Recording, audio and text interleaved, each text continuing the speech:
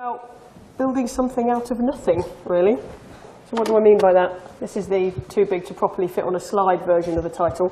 So, how to build a passionate community from scratch using social media, events, and great content. But first of all, who am I? For those of you that don't know me, as I said, my name's Natalie Griffiths. I have my own indie PR agency called Pressbase. I've been in the games industry nearly 25 years now. I started off as a graphic designer, working on contract Nintendo magazines and doing games packaging, that kind of thing. I spent a couple of years with Codemasters, also designing their games packaging and marketing flyers. Then I spent 5 years as games journalist. I was the editor of the official Nintendo magazine for Australia and New Zealand. And then I made the move into the dark side of PR, and I joined Blitz Games Studios in Leamington in 2000, and I established their PR and marketing team there, and I stayed there for 12 years. And I now have, as I say, my own PR agency designed specifically to work with indie developers. It seemed to me that it was the indie developers that were the sort of source of a lot of the most creative, interesting, and exciting stuff that was going on, but they were also the guys that often needed the most help with their PR. So I do a mix of actually doing PR campaigns for indie developers, and I do lots of training and mentoring for them as well, so that they can learn to do their PR themselves. For the last year or so, I've been working with an indie startup called Payload Studios on a game called TerraTech. And that's kind of fed into this presentation in a big way. They came to me just over a year ago. They had an idea for a really unusual, new, original game. They knew that they had a little bit of funding, but they knew that their next step was going to be to go to Kickstarter 6 or 7 months later. But they also knew that to do Kickstarter, they needed to have something good to show. So they wanted to work on a prototype. And the big thing that impressed me right from the beginning was that they understood the importance of community building and the importance of getting a fan base on your side right from the beginning.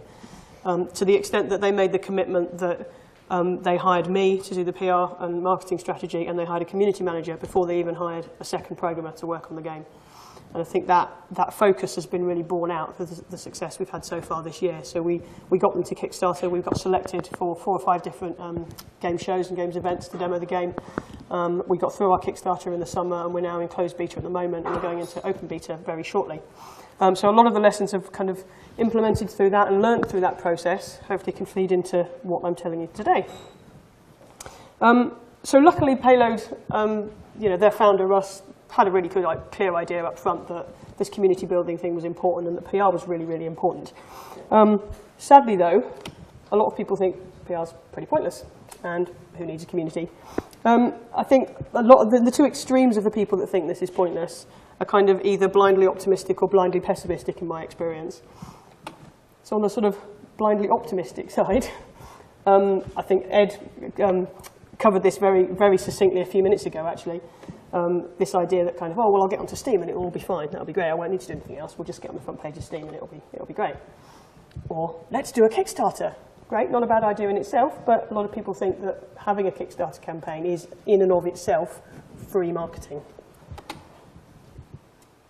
And also, a lot of people are quite sensibly recognising that YouTube is a key influencer these days in reaching your target audience and building a kind of fan base. But a lot of people seem to think that that's something that happens quickly and easily as well. And it's like, well, that's fine. I'll just send an email to PewDiePie and we'll all be sorted. It'll be great. And then on the kind of slightly more cynical, blindly pessimistic side of this, you have some that kind of go, well, I don't know whether I should bother really, because it's all about who you know anyway, isn't it? It doesn't really matter about the game. And then they'll pick on individual indie developers who have had some success, and they'll just dismiss that success. It's kind of, oh, well, he just got lucky, because they didn't see all of the 6 years of hard work that went into the point that he thinks was just overnight luck.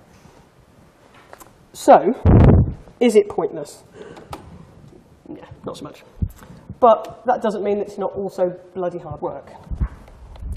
So why do we bother? Well, to address some of those kind of cynical, blindly optimistic and pessimistic points. The Steam one I won't dwell on because, as I say, Ed covered that really succinctly a few minutes ago, but this idea that discoverability on Steam is not now what it was. It's much harder to get yourself seen on there. You can't just rely on appearing and then sitting in the newly released lists for a few weeks or even a few days anymore. So you have to make sure that you have a fan base willing to go and find you. You can't just expect to be discovered.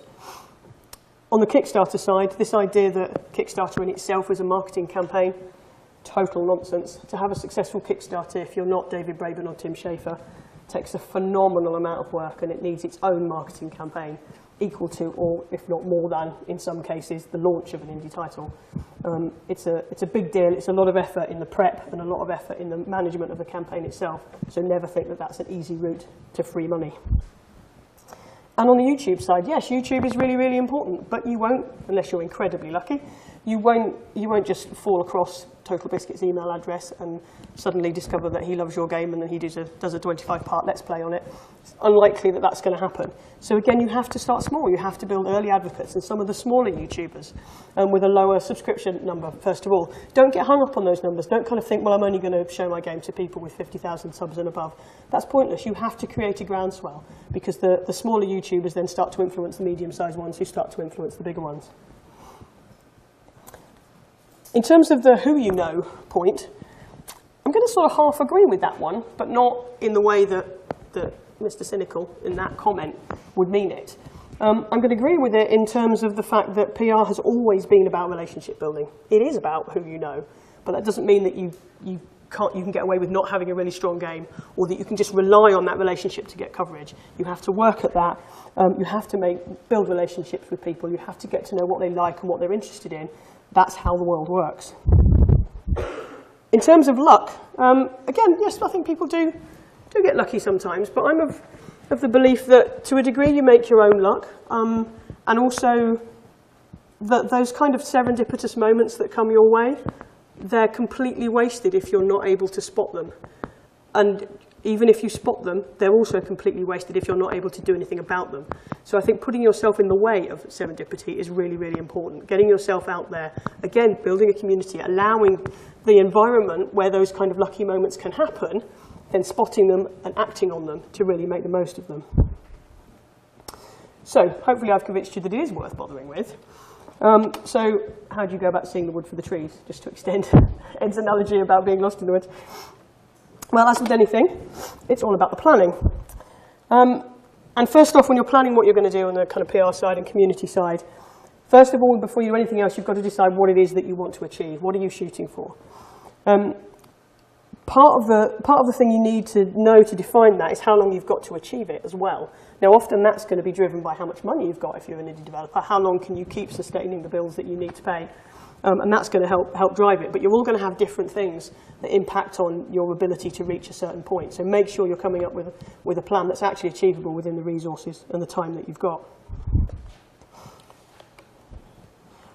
Find out think about what's possible for you to do. And in that respect, I'm talking about your skills and what you're capable of doing and what your experience is. If you're a student coming into the indie side for the first time, or doing your first game, there's going to be a lot of skills that perhaps you've not had the opportunity to gain at university or in other walks of life. But likewise, if you're coming from a big studio and then going indie, there's still going to be areas that you perhaps weren't exposed to when you were in a bigger organisation. There's always going to be things you need to learn. And as Ella and Helena said earlier on in the day, that, it's always worth seeking out people that know about these things. Don't be afraid to ask questions. You then need to think about your positioning, which sounds like one of those kind of meh marketing expressions, but it is the most succinct way of describing what I'm talking about here. So you need to work out where you fit in the marketplace. So that's not just the game you're working on, that's you as a studio as well. If you want to be successful beyond this one game and this first idea you've got, you have to be thinking about your studio brand as well. So think about what your competition is. Where do you stand out? What's different about what you're doing? What do you want to be known for, or remembered for, or respected for? Make sure once you've got all that clear in your own minds, you can really succinctly and clearly explain that to other people. Then once you've got that, you need to establish your basic presence. You'll notice the theme with these headings. I'm a big fan of alliteration, so I've forced all of these to start with a P. So your initial presence online, obviously you've got to have a website, as Helena again said earlier on. It's the first port of call for most people finding out about you.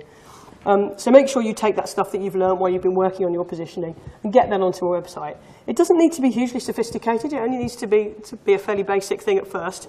But one thing I would say with websites is Yes, don't over-design them or over-engineer them up front, but do try and have half a mind to where you think you want them to be later. Make sure they're extensible in some way.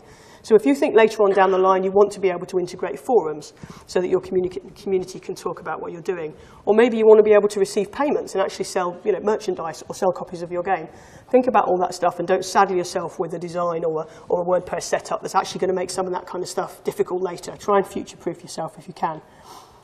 And also, if you do nothing else, go to dopresskit.com, which is a brilliant press kit creation tool created by Dutch indie developers Vlambeer. And it's the perfect template for all of the things that you need to get across in a press kit. Most of the media now are really used to receiving resources in that way, and they're just super useful for them to use. But as well as that, if you've struggled with the step before, with the positioning of working out exactly what it is that you want to say and how you want to say it, the template and the headers in that dopresskit.com are super useful because they will give you those prompts to ask the questions that perhaps you might not have thought of. So the other thing you need to sort out when you're working out your initial presence is obviously your social media. Establish a Twitter account. It's going to be absolutely vital for you from a networking standpoint and relationship building with the press, particularly if you can't get out to lots and lots of events. Think about Facebook as well, but don't assume you have to have a Facebook presence. Don't spread yourself too thin if actually the kind of people that are likely to be rallying around a community for your game aren't the kind of people that get their game's information from a Facebook group. Think about it. Don't create it just because it's there. Think about what's going to be useful for you. YouTube as well. We've touched on kind of big-name YouTubers briefly. But video content is absolutely crucial these days, even if it's just something as simple as a fun little vine of an amusing new bit of AI you've got working in the game or whatever it is. All of this kind of visual content is super useful and super interesting to people. So set up a channel so that it doesn't matter if you've not got much on there, first of all, but you get these channels up and established. You link between them as well, which is all really important, and then you've got a really, really good base there to work from later. So once you've got these initial channels and this initial network set up, you need to get started. And the most important thing in actually using all of these media channels is sharing your passion. So the passion about what you're working on, what you care about. Be really authentic, be really transparent, and be really genuine. But make sure as well that you're not just passionate about your own stuff. Make sure you're passionate about other people's stuff as well. One bit of advice I often give indies, excuse me, about Twitter work in particular, is to have this kind of split, third split of the type of content. So only a third of what you push out on Twitter should be you like broadcasting, talking about what you're doing or about your game. A third of it should be conversation. So that might be answering questions that have come in to you about your game, admittedly, but it could be starting conversations with other people. It could be answering other people's questions, helping them, contributing to conversations on various trends and topics that are happening. And then the final third should be sharing other people's stuff. So amplifying other people's work, congratulating them when they've won awards or had a game released or whatever. Helping other people celebrate and amplify their journey will get really loyal followers on board for you, and that will pay back dividends later on because they'll be invested in your journey and they'll want to see you successful as well. Most importantly though, as people do start to follow you and you start to build those numbers up and you start to build your community, it's vital that you engage with them. So again, don't try to do too much too soon. Don't create a million different channels and chuck loads of stuff out on them and then suddenly realize that nobody in your team's got time to monitor them or respond to any of the questions, because that's where your burgeoning community will die straight away. But you can't just rely on chat. As I say, it's not just about having conversations with people and about broadcasting stuff. It's about producing content as well. You need to make sure that you're to keep like new community members interested and to interest people who've not heard of you before. You need to show that your feeds and your channels are putting out a really interesting, varied array of different types of content. So that can be visual content, it can be written content, but make sure it's interesting, it's informative, it's varied, and it's original as well. And also try and aim for maximum reuse, maximum repurposing. You're going to be really, really short of time, and you're going to be short of hands on deck to do this kind of stuff. So don't make a rod for your own back by committing to 15 new screenshots every 2 days or whatever it is. Make sure that whatever you're creating, I always challenge people to kind of, anything they create, try and reuse it in at least 3 ways. So if you've created a screenshot to put in a pitch document for an investor or for a publisher, for instance, well, how about you push that out on Saturday morning for Screenshot Saturday, hashtag on Twitter. push it out on Indie Dev Hour on Wednesday afternoon on Twitter? Can you use it for your Facebook header image if it's a really nice new one? Can you use it to illustrate that blog that you were going to write next week? Don't ever create something and then only use it once. So what you're essentially creating here is a content marketing plan, which again sounds a bit like, that's a bit of a kind of irritating marketing speak type expression, but that's what you're doing and that's what people care about. The other really important thing when you're working out what stuff you're creating for these purposes is to make sure that your development plan drives the content that you create. So again, don't make a rod for your own back by deciding randomly to do a whole load of screenshots. Look at your plan for the next 2 weeks, 3 weeks, month, whatever, and then kind of think, well, okay, at that point, we're going to be working on the new terrain or the new characters in the game or whatever it is. Okay, well, in that case, if we're doing that then we can plan a blog post about that for the week after, and we can take some screenshots as we're doing it, and then we can do some video. So let your development plan drive what your marketing plan is. Then you're never going to be in a sort of cart before the horse situation. And that way, you're going to be able to show really, really tangible progress as you go along. You are genuinely going to be bringing people along the journey with you and your development journey. Also, try and look at lots of ways of really showing that progress in action as well. And one thing we've done lots with Teratech is the guys have been on Twitch every weekday at 5 o'clock for about 4 months now. And although that's quite a commitment, they've got into a brilliant routine with it now. And they've got a really good mix of stuff and really good variety. We've made sure that we've had interesting and varied stuff going on. It's caught the attention of the people at Twitch. We had conversations with them quite early on about the possibility of trying to get featured slots with them nearer towards our Kickstarter. They gave us some advice on the kind of things that they wanted to see. And then we worked really hard for the following 6 or 8 weeks to make sure that that's what our channel was providing. And although our viewer numbers and our subscriber numbers weren't huge, because we'd made that effort of providing varied content for their platform, we did get that featured slot from Twitch on the opening weekend of our Kickstarter. And because that had been so successful for us at that point, we tried it on and went back again for the closing weekend of our Kickstarter, and we managed to get another one. So it's always worth talking to the channel providers and the other people that can help you and get some guidance. But something like Twitch is a brilliant way to connect immediately with your audience. So the other really important thing is to let people get their hands on your stuff early. And this is kind of an interesting thing that I think historically a lot of developers have been like, oh, no, I can't show you it till it's finished. But I think increasingly with the rise of things like early access and greenlight, with the rise of shows in the UK like Rezzed, where you see a lot of indie games out really early, the press in particular are used to seeing things quite early, but I think increasingly the public are now too, and they kind of understand a little bit more of the process. And again, for Teratech, it was absolutely vital for us to get our game out to people really early on, and that's where we got our initial groundswell of community. And everybody that came and played the game at the show and loved it, we were tweeting pictures of them. We created a little mining crew, like almost fan club, if you like. And so the people that were kind of really enthusiastic at shows, they would come back and see us at other shows. They would tell their friends to come. And although that started small, that's something that can snowball over time, and it's vital to keep doing that kind of thing. So anybody that's enthusiastic about their game, about your game, empower them to continue to be enthusiastic. Don't get in their way. Most of them are really polite, and they will come and they will say, do you mind if I stream your game? Do you mind if I YouTube your game? And even if they've only got 15 followers, it doesn't matter. It's like, absolutely, always let them do that. Let them push out content that they've created using your game. Let them monetize it. Bring them into the process, and you'll learn loads from it, but you will also build incredibly strong advocates that will go with you later on down the line. I talked about the press a second ago.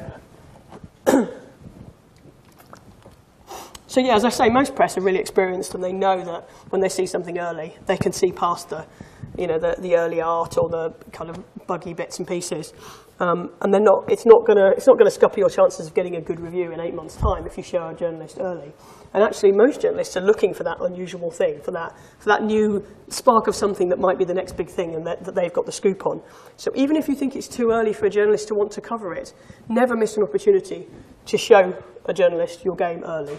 And if you say to, again, the reputable journalists, if you say to them, this is off the record, it's early, we just wanted you to see it, they will respect that, and you will start to build those relationships, and they'll be interested in the game as it goes through. And the same's true for like streamers and YouTubers. Again, like I said at the beginning, it can be difficult to contact some of the big guys. It's notoriously difficult to contact even some of the small guys on YouTube. But again, if you get your community rallying behind you and talking about you a lot in social media, talking about you on Steam forums, on the IndieDB pages, all of these kind of things are the places where a lot of those YouTubers hang out. So even if sometimes you can't reach them directly yourself, by galvanizing your community and empowering them to start talking about it in all of these kind of places, you will eventually come to the notice of the right people. Results do genuinely beget results. And the really important thing with all this is to remember that this all takes tons of practice. You're not going to be a promotional pro right from the beginning. You're going to make mistakes, but that's okay. We all do. But you need to practice that planning, that working out how to position yourself, practice that elevator pitch so that you can quickly explain your game in 15 seconds on a busy show floor. You need to practice the twitching and getting used to being in front of camera. You need to practice taking good screenshots. There's an art in that in itself. And honing your blogging, writing style, all of those kind of things need practicing. But that's why it's really, really important to start as early as possible. Because mistakes early on are way, way less costly than mistakes near the end of the process. And then finally, because we needed a final thing beginning with a P, proof of the pudding will be in the results that you get if you follow this all the way through. And again, we saw that with TerraTech. We had 6-7 months of really hard work and slow slog building up the community. But we got enough head of steam and we got enough momentum that we managed to hit our Kickstarter target in the summer. And it's really satisfying when you see all of those threads start to come together. And it's incredibly compelling when you see your fans rallying around trying to help get you over the line on a Kickstarter. That's when you know you've hit people. But even if you're not going for a Kickstarter, or even if you're not trying to get people to vote you up on a Greenlight campaign or whatever, even just coming towards a launch on an indie game, that kind of exposure issue we talked about on Steam in particular, you have to have a whole load of people who can come and support you and come and buy the game straight out of the gate. And that's not something you can fast track. So yes, I've got questions on there, but I don't know if we've got time for questions. We haven't. Never mind. Yeah, absolutely. Well, yes, I mean, my Twitter's on there. If anybody does have any questions, hit me up. On that way. Thank you very much. Thank you.